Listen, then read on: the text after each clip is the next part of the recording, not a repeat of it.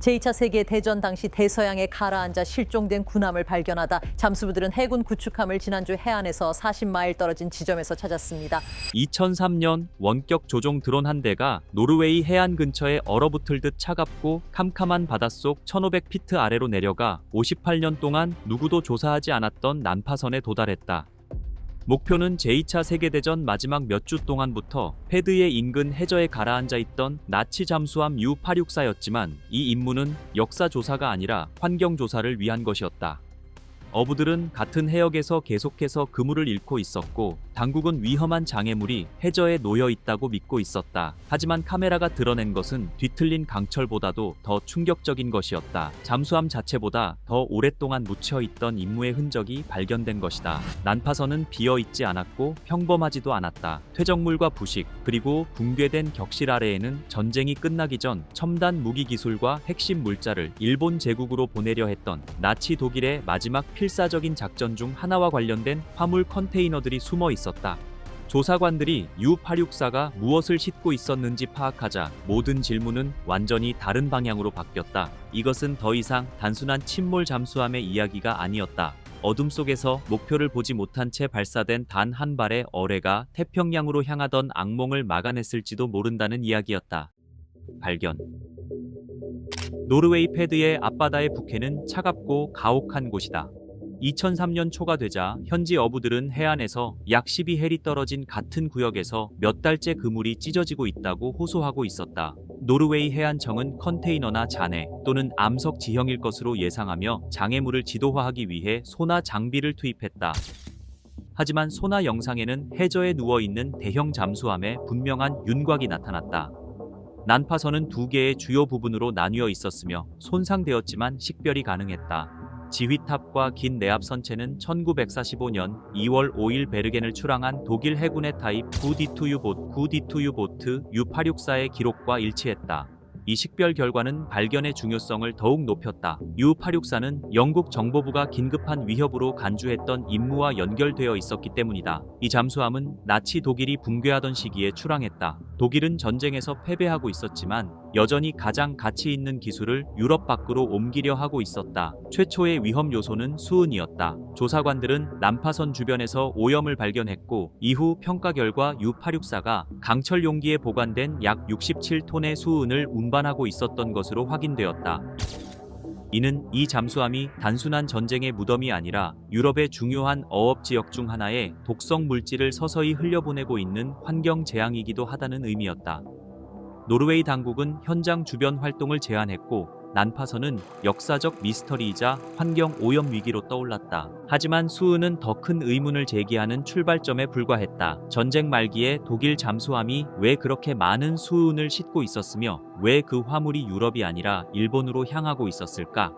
역사가들이 조사한 결과 답은 몰락해가던 두 추축국 사이의 비밀 교류로 이어졌다. U-864는 평범한 보급 임무를 수행하던 것이 아니었다. 그것은 카이사르 작전, 오퍼레이션 카이사르의 일부였다. 카이사르 작전. 1945년 2월이 되자 독일에는 시간이 얼마 남지 않았다. 소련군은 동쪽에서 진격하고 있었고 연합군은 서쪽에서 압박해 들어오고 있었으며 베를린 함락까지는 불과 몇 달밖에 남지 않은 상태였다. 그럼에도 나치 지도부는 첨단 기술이 전쟁을 연장하거나 태평양에서 일본의 저항을 강화할 수 있다고 믿고 있었다. 카이사르 작전은 바로 그런 희망을 바탕으로 만들어졌다. 독일은 무기 체계와 산업 자재 그리고 기술 지식을 일본에 보내고 일본은 독일이 더 이상 쉽게 확보할 수 없는 자원을 공급하는 방식이었다. U-864는 노르웨이에서 아시아로 향하는 장거리 항해를 시도할 수 있는 항속 거리를 갖추고 있었기 때문에 이 임무에 선택되었다. 함장 코르베텐 카피텐 랄프 라이마르 볼프람은 73명의 승조원을 이끌고 처음부터 위험천만한 임무에 나섰다. 잠수함은 연합군 항공기와 함정, 잠수함이 감시하는 해역을 통과해야 했고 이후에도 발각되지 않은 채 엄청난 거리를 항해해야 했다. 설령 일본에 도착하더라도 그때쯤이면 독일이라는 국가 자체가 이미 존재하지 않을 가능성이 있었다. 화물은 이 임무를 더욱 중요하게 만들었다. U-864는 수은과 함께 일본이 수년간 개발된 독일의 무기 체계를 연구할 수 있도록 관련 기술도 운반하고 있었다. 역사 기록에 따르면 이 임무는 Me-262 제트 엔진 기술과 유도 장치, 광학 장비, 어로의 부품, 그리고 이러한 시스템의 작동 원리를 설명할 수 있는 기술 전문가들과 관련이 있었다.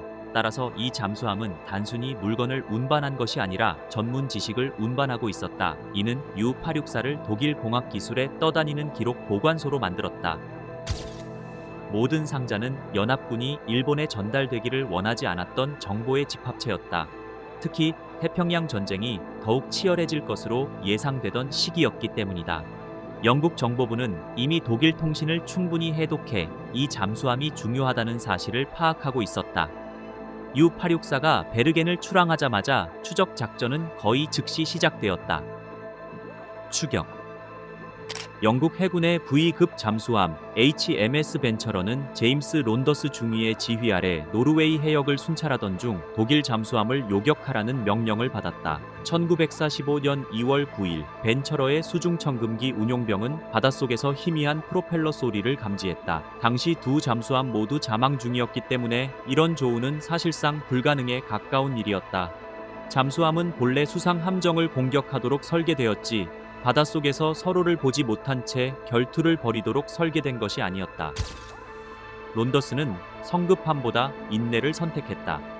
그는 수시간 동안 직접 시야에 의존하지 않고 방위각과 시간, 그리고 항적 계산만을 이용해 차가운 바닷속에서 U-864의 소리를 추적했다. 영국 잠수함 내부에서는 승조원들이 철저히 침묵을 유지해야 했다.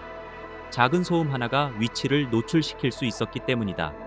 모든 계산은 중요했다. 자망 중인 목표물은 언제든 항로를 바꾸거나 수심을 변경하거나 바다의 혼란 속으로 사라질 수 있었기 때문이다. U-864는 직선으로 이동하지 않고 있었다. 볼프람은 추적을 어렵게 만들기 위해 지그재그 회피 기동을 하고 있었던 것으로 보인다. 원래라면 이것이 그를 보호했어야 했지만 론더스는 그 패턴 자체가 예측 가능하다는 사실을 알아차렸다. 그는 시간에 따른 항로와 수심 변화를 계산해 독일 잠수함이 있을 위치를 3차원적으로 추정했다. 오후 12시 12분 론더스는 4발의 어뢰를 분산 발사했다. 그는 U-864가 현재 있는 위치가 아니라 앞으로 있을 것으로 예상되는 위치를 겨냥했다. 양측 승조원 모두 아무것도 볼 수 없는 가운데 어뢰들은 어둠 속을 가르며 나아갔다. 결국 어뢰 한 발이 독일 잠수함에 명중했고 잠수함은 산산조각 난 채 승조원 73명과 함께 해저로 가라앉았다. 이는 해군 역사상 자망 중인 잠수함이 또 다른 자망 중인 잠수함을 격침한 최초의 사례로 알려지게 되었다. 론더스에게 이것은 뛰어난 전술적 승리였다. 그러나 전쟁 전체로 보면 그 의미는 훨씬 더 컸다. 그는 U-864가 대서양으로 진출해 일본을 향한 긴 항해를 시작하기 전에 저지한 것이다. 하지만 당시 그는 그 잠수함과 함께 얼마나 많은 기술과 위험한 화물이 바닷속으로 사라졌는지 완전히 알지는 못했다. 난파선이 드러낸 진실.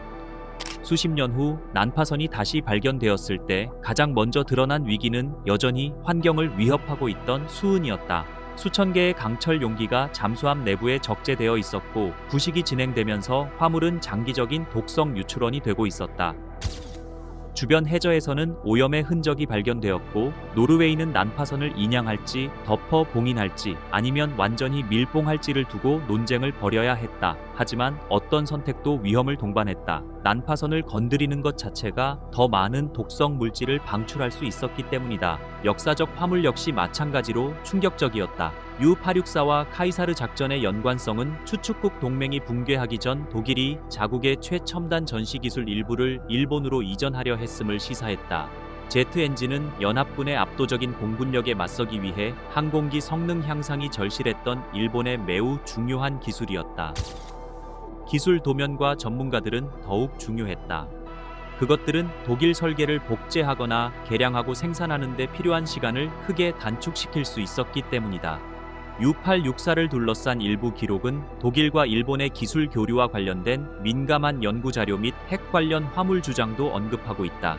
이러한 주장들은 이 잠수함이 지금까지도 논란의 대상인 이유 중 하나다. 전쟁 말기 추축국 관계에는 전쟁의 마지막 국면을 바꿀 수도 있었던 분야의 지식을 필사적으로 교환하려는 시도가 포함되어 있었기 때문이다. 모든 세부 사항이 완전히 문서화되었는지 아니면 나중에 재구성된 것인지는 확실하지 않지만 임무의 방향성만큼은 분명했다. U-864는 단순한 보급품이 아니라 가능성의 가속 장치를 싣고 있었다. 바로 그렇기 때문에 이 난파선은 지금도 불안감을 준다. 1945년 당시 일본은 남아있는 영토를 지키기 위한 처절한 방어를 준비하고 있었고 연합군은 막대한 인명피해를 초래할 수 있는 작전을 준비하고 있었다. 항공기와 어뢰, 유도장치, 첨단 무기 연구를 향상시킬 수 있는 어떤 기술이든 그 마지막 국면을 더욱 참혹하게 만들 수 있었다. U-864는 바로 그 위험을 전달하기 위한 수단이었으며 벤처러가 발견했을 당시 출항한 지 겨우 4일밖에 되지 않은 상태였다. 침몰 이후 이 이야기의 대부분은 기록 보관소와 기술 문서 그리고 전시 기밀 속에 묻혀 있었다. 대중에게 알려진 이야기는 단순했다. 영국 잠수함이 노르웨이 근처에서 독일 잠수함을 격침했다는 것이었다. 그것만으로도 역사적인 사건이었지만 화물의 진정한 의미는 오랫동안 널리 알려지지 않았다. 전시 정보기관들은 추측국의 기술 이전에 대해 자신들이 얼마나 알고 있었는지를 공개할 이유가 거의 없었다. 특히 냉전이 시작되면서 더욱 그랬다. U-864를 둘러싼 침묵은 난파선이 마침내 재발견되었을 때 더욱 기묘한 느낌을 주었다. 수십 년 동안 그것은 깊은 바닷속에서 무덤이자 답 없는 질문들을 봉인한 상자처럼 존재해왔다. 소나 영상은 노르웨이의 위치를 알려주었지만 드론 영상은 난파선의 의미를 밝혀냈다. 그것은 이 잠수함이 어떻게 침몰했는지 때문만이 아니라 무엇이 함께 침몰했는지 때문에 기억되어야 한다는 사실을 보여주었다. 결산.